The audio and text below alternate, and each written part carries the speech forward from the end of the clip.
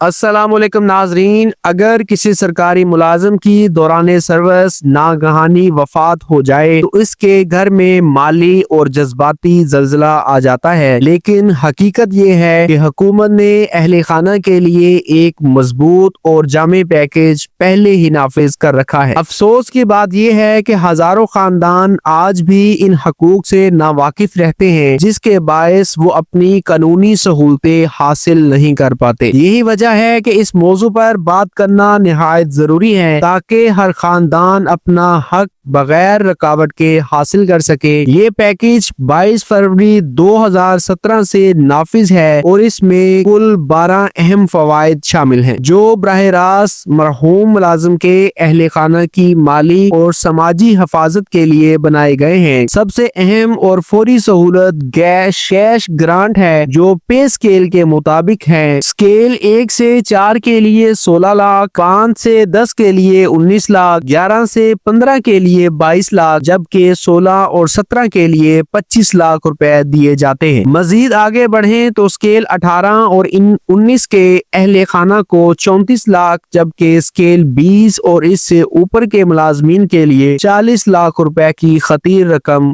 فوری امداد کے لیے دی جاتی ہے۔ یہ رقم گھر کی فوری ضروریات، قرضوں کی ادائیگی اور بچوں کی تعلیم کے لیے ایک مضبوط سہارا بنتی ہے۔ کئی خاندان اسی سہولت کے ذریعے اپنے پہلے مالی بحران سے نکلنے میں کامیاب ہوتے ہیں۔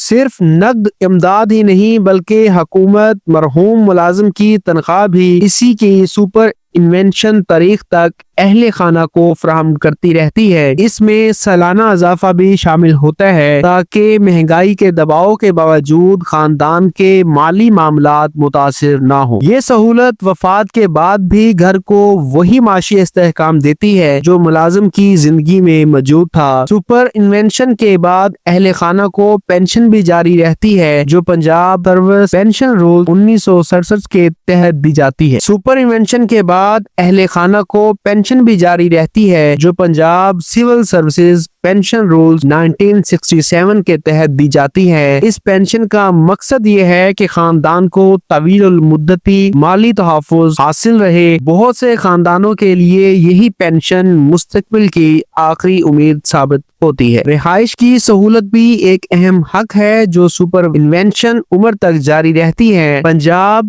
سروس رولز اور SNGAD پالیسی 2009 کے تحت سرکاری مکان اہل خانہ کے پاس رہتا ہے تاکہ وہ رہائشی مشکل کا شکار نہ ہو۔ یہ سہولت خاص طور پر ان خاندانوں کے لیے نعمت ثابت ہوتی ہے جو مکمل طور پر سرکاری رہائش پر انحصار کرتے تھے۔ تعلیم کے حوالے سے بھی حکومت نے ذمہ داری نبھائی ہے۔ مرحوم کے 3 بچوں کو اسکالرشپ دی جاتی ہے جس سے بچوں کی تعلیم متاثر نہیں ہوتی۔ روزگار کے سلسلے میں بھی اہم سہولت موجود ہے۔ مرحوم کے ایک بچے یا بیوہ کو بیسک اسکیل 1 سے 11 تک بندوبستی بنیادوں پر نوکری دی جا سکتی ہے جس میں پٹواری اور جونیئر کلرک جیسے عہدے بھی شامل ہیں۔ یہ بھرتی رول A17 کے تحت کی جاتی ہے، مگر یہ بات بھی واضح رہے کہ پنجاب حکومت نے گزشتہ کچھ عرصے میں اسکیل 17 کی سہولت ختم کر دی ہوئی ہے۔ فنڈ کے تحت بیٹی کی شادی پر بھی گرانٹ فراہم کی جاتی ہے تاکہ خاندان شادی کے مالی بوجھ سے محفوظ رہ سکے۔ صحت کی سہولیات بھی برقرار رہتی ہیں اور اہل خانہ کو وہی مفت طبی امداد ملتی ہے جو ملازم کو دوران سروس حاصل تھی۔ یہ سہولت west Pakistan medical attendance rule 1959 کے تحت جاری رہتی ہے۔ ہر محکمہ ایک نمائندہ افسر بھی مقرر کرتا ہے جو پینشن اور GP فنڈ کی منظوری کے معاملات تیزی سے نپٹانے میں اہل خانہ کی مدد کرتا ہے۔ اس نظام کا مقصد یہ ہے کہ متاثرہ خاندان تک تمام حقوق بغیر کسی تاخیر کے پہنچ سکے۔ اگر آپ چاہتے ہیں کہ ایسے اہم حقائق سب